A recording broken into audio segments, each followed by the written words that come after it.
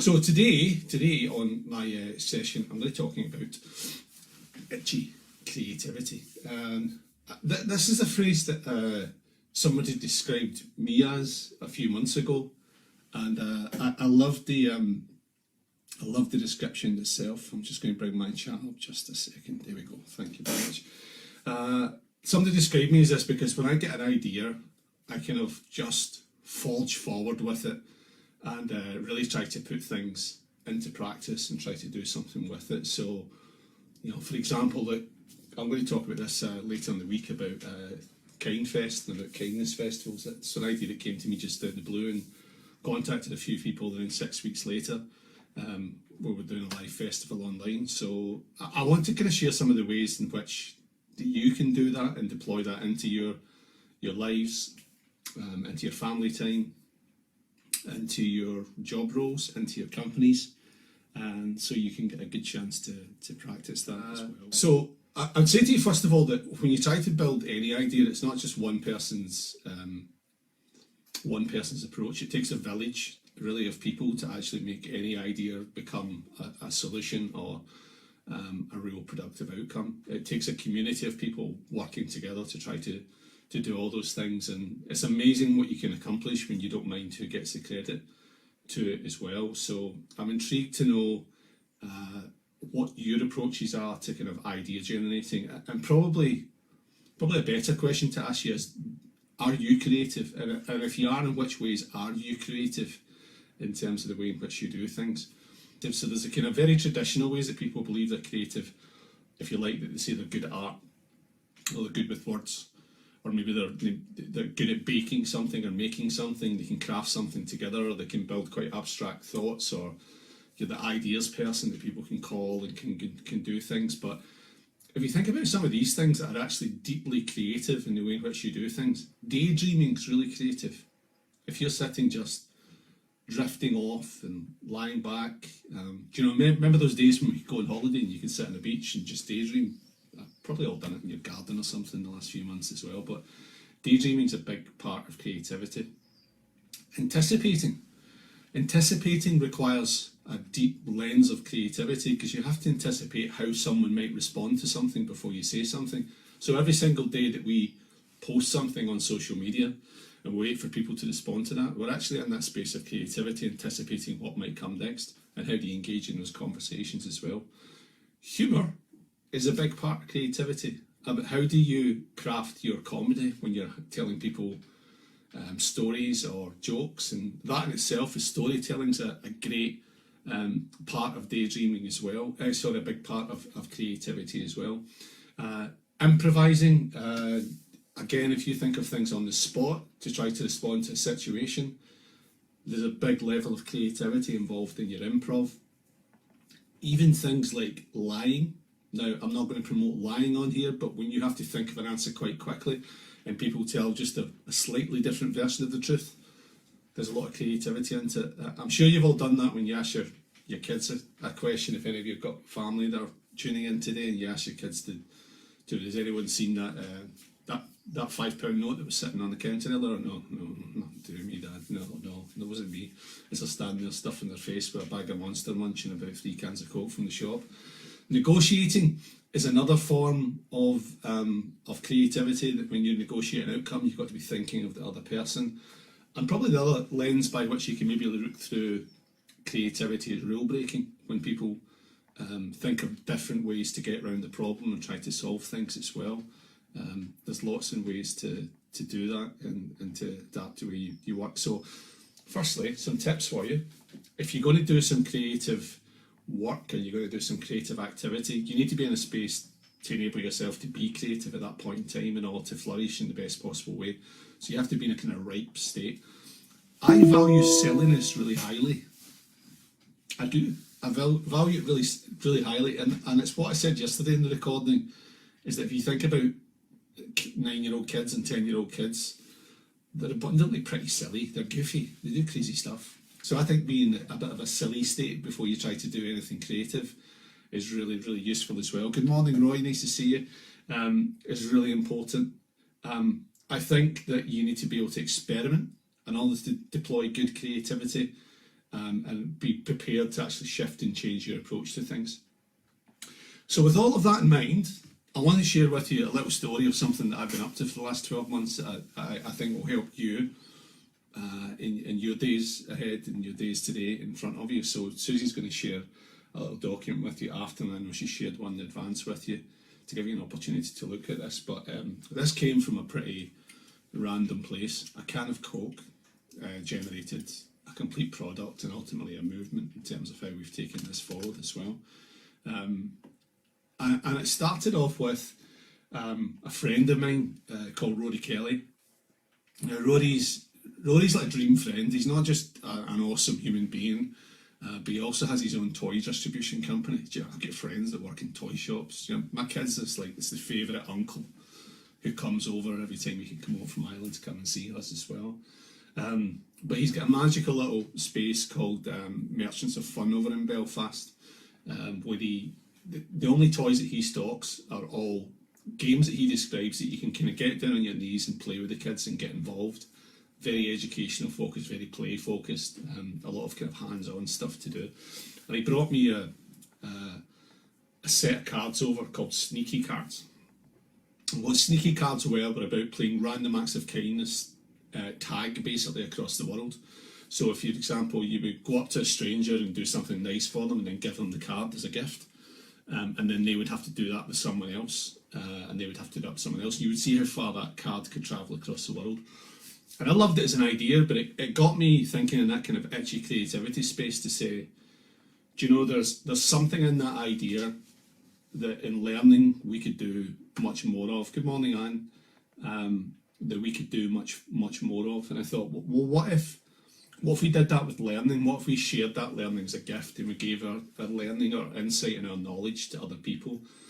I felt there would be some mutual benefits in that, because I thought that I would get the benefit of that, because if you share something, the learning, if you like, becomes more embedded, because you're sharing an idea and you're also getting the other person's contribution and insight into that idea. So there's a real benefit for you. It stops that learning from kind of turning to stone. If you ever look at kind of some of the history of transfer of learning, the quicker we share it, the less chance there is of losing that insight we had. I also thought it'd be a good benefit of that for other people, because if you share something with them, they've got some new knowledge that they didn't have before. So where the can of Coke comes in, there was one of the cards in this set that was called Free Vend. Okay, and what Free Vend was you were to go up to a vending machine and you were to put your coin in the vending machine, and then when you put your coin in the vending machine, you put the card on the machine that said the next drink's on me. And when you get that drink, you take that card and then you put it in another vending machine somewhere else across the world, wherever you want to take it. And I just went, I love that idea. I love it. It's the cornerstone for so many opportunities and so many things. So I sat and I wrote out 12 different cards with a principle in it of what kind of learning gifts do I have that I could share with other people, and how would that work, and how would that flow. I was also conscious of what we discussed yesterday about positive psychology. I didn't want to just be having conversations with people or enabling people to have conversations about fixing stuff that's broken, but enabling people to flourish and celebrate in their abundance and what they can actually do. So I come up with a little framework called Learn, Share, Grow, Repeat, which was basically the 4 stages of what I'd invite someone to do. So firstly, a learn is something to stretch yourself for that other person's development from the initial idea that I had. A share, that if you were to gift that to someone else, you were giving them that idea and sharing it forward once you'd had the conversation.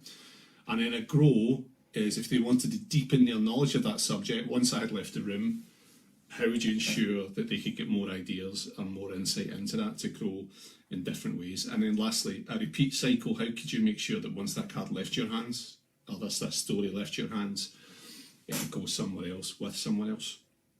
So that was the guts of the idea, and that then formed this little product here, which is called Cognitize. Slightly backwards on my iPad here, just because of the iPad camera here, but my old manager, by the way, taught me how to read backwards. It was really cool when I used to be a regional manager, because I used to be able to sit down and read these notes and paperwork and figures before they tried to negotiate anything. So it's a strategy I urge you to try and master. But anyway, the cards, as you can see, all nicely coloured. we developed these across 6 different themes. So I thought what I would do with you today is I'd like you to pick a card. Now, when you get the cards, they've got a game guide in them anyway that tells you loads of different ways to use them. But if somebody in the chat could just give me a colour, please, and then I'll pick out one of these cards and just describe to you some of the things that you could maybe do with the card. So let's see what colour we go for. First person to go in. Silence is golden. Thank you, Debbie. Debbie's going for green. Okay, Debbie. You picked the one I had in my hand, actually, the money must be funny card. So what I'd like you to do today, Debbie, and Douglas has went for a red one, we'll come back to the red one in a second, is I'd like you in your home, Debbie, to go and create a joke fundraising box. I'd like you to pick a local charity or a charity that's close to you.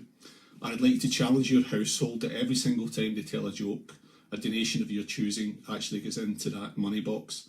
And at the end of the month, you take all of the money out of that money box and you give it to that charity of your choice.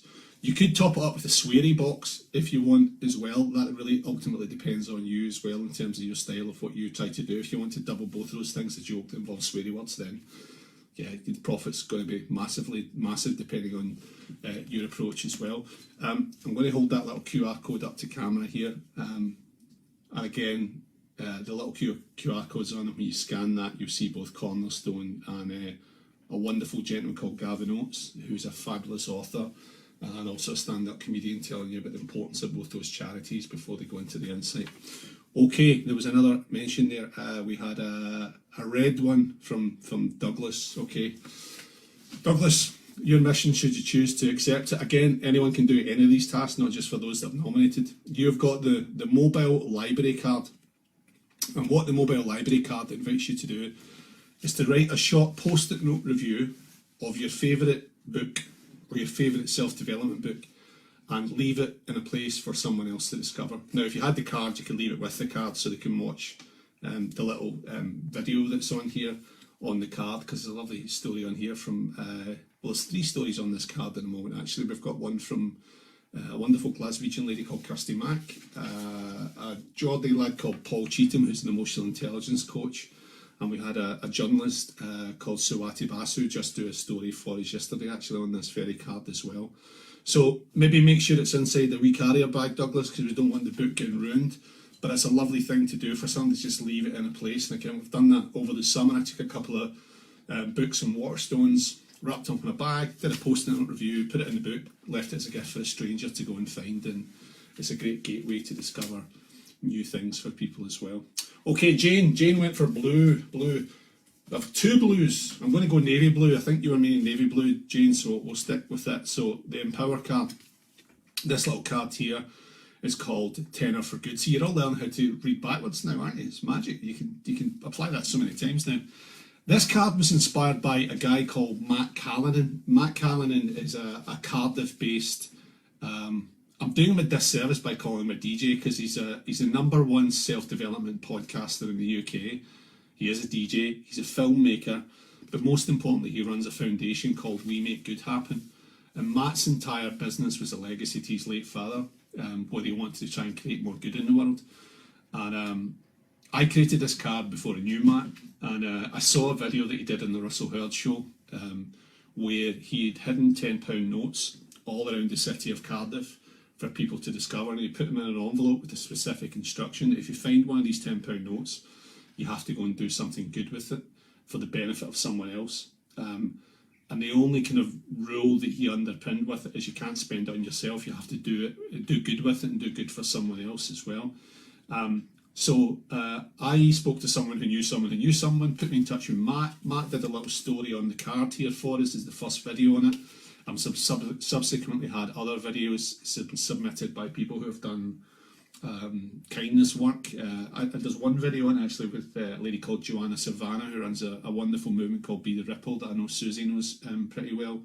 And she gave a £10 note and a packet of seeds to someone. Sorry, a £10 note to someone else, and the other person bought a whole packet of seeds and sent whole batches of seeds out to different people to plant in their garden to remind them to share ideas forward as well. So, Jane, your mission today is to take some cash from your purse and actually put it in an envelope with a little instruction to go and encourage someone to do something good with that as well. Okay, Susie wanted green too. I'll find you another green in a second. A swear box would probably raise more money in my house. Brilliant. Okay, and Roy wanted purple. Right, Roy.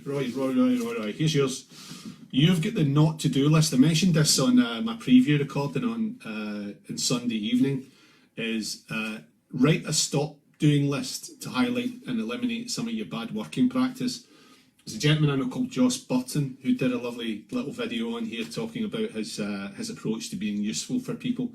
So I think it was evaluation week last week, Susie, if I'm not mistaken. So you might want to start doing a little not to do list. What's some of the stuff that you want to achieve, but what's the not doing? What's the stuff you want to stop doing to help you to try and achieve that as well? Fern, you're asking how you get a set of the cards. You will get a little link from Susie after I have finished off today to give you an opportunity to read it, and it's already in the chat because I'm miles behind in my chat. There you go, Susie's right on it. Fantastic. So there's a whole range of different cards and stories and things wrapped up in there that you can all have a little go at to try out for yourself, to try and make a difference with them. But I think it's taught me a lot of lessons in terms of how we can be creative if we just try to do things in quite different ways to try and get some ideas flowing forward. So but I suppose like the rest of us have done during the last 12 months or 14 months, I kind of the coronavirus years, I've said the C word. I said I wasn't going to say it this week. I've said it now. Okay, I'll change it. The C years that we've just experienced, it feels like cat years to me. It's hard to count how far the years actually pass through and the things that we've all been through as well.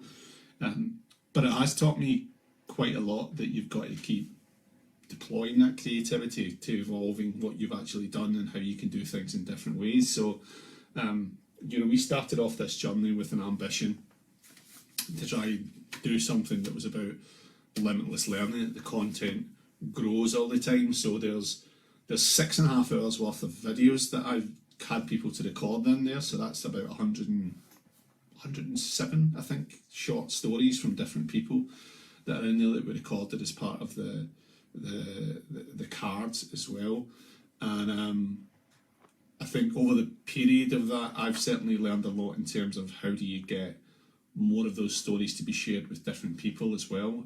We've started holding virtual sessions with it, of just bringing people together who have the cards into a private space to try and do things. Yeah, money for the swear box, Scott, yeah. I would be absolutely loaded, Douglas, if I had a swear box, I'll tell you. But you're bringing people together in different ways, so we've had to evolve quite a bit. So a couple of little additional points to mention to you that, again on this wave of creativity and thinking a little bit differently. When lockdown happened in March last year, I sat there and went, oh, I've got a set of physical cards that people aren't allowed to touch. Oh, nobody's in offices, they can't pass these all around to people, they're not in the same space. And I kind of went, do you know what? There's actually an opportunity within this, because one is that if people aren't giving cards away, they can actually physically keep the cards for themselves. And if I created a little digital version of those cards that people could get access to, then they could share them via Zoom. They could do them in different ways. That I thought that's actually a better opportunity for people. Also the fact you can hold it up on camera. You can take a photograph of it and send it to people. It's all stuff that can be done really, really easily and really simply. To try and make things work for you. I then started to think, well, do you know what? There's all these, people that I've spoken to across the course of the last, 7 months, trying to build all these videos. What if we gave those people a platform and actually, allowed them the space to flourish and to be at their best and how they could do things. And also with everything that was going on with lockdowns and with NHS workers doing all the fab work that they do, there's a lot of stuff that I could do to actually help that. I'm just looking for another card in here to show you an example of one. It's in my set somewhere. One of the things that I also did last year was decided, well, I've got the gift of, I've asked people to record videos and stories to help other people out. So I took this little card here, which is called Be a Rainbow, and we decided we were going to make that card a little kind of anchor point to try and help and to support others as well. So we created a little digital set of 18 cards for that time period to help people, and we gave them out free of charge to NHS workers and frontline workers over the period of the summertime as well. Because one of the things that I thought, well, if you're involved in healthcare in particular at the moment, and you're doing all that amazing work, you get no opportunity to do your own professional and personal development because you're so busy trying to do all that work. No matter what your role is in NHS, you're so kind of busy and doing all your work that whole kind of professional development gets put to one side, and you have to then focus on the here and now. But I thought people are going to come back to that at some point over these months and time periods to try and advance their knowledge. I then approached 18 different people who had their own 3 stories to talk about how they've changed their businesses and what they've done differently, and we recorded 18 new stories with 18 new people to get them to think differently about how they could do things as well. And that made a big difference to a lot of people over that summer period. And I always made sure that when we did any live session, we always finished with a little kind of gesture of kindness right at the very end of it to make a difference to people's lives. So we gave a platform to a young artist who was a singer breaking through in the Northeast, and we put a little kind of live concert online on Zoom, giving him his first breakthrough opportunity with 40 people online at a session we held as well. We tried a whole series of different things, really just to try to make a difference, to ensure we carried that message forward, that if we were going to learn through others, share with others, grow with others, and repeat that, we had to do it to make sure it was all really powered by kindness as well. And I'm proud of where we got to over the course of that. But I just wanted to remind you that all came from a can of Coke, sitting at my desk, actually thinking, I wonder what if.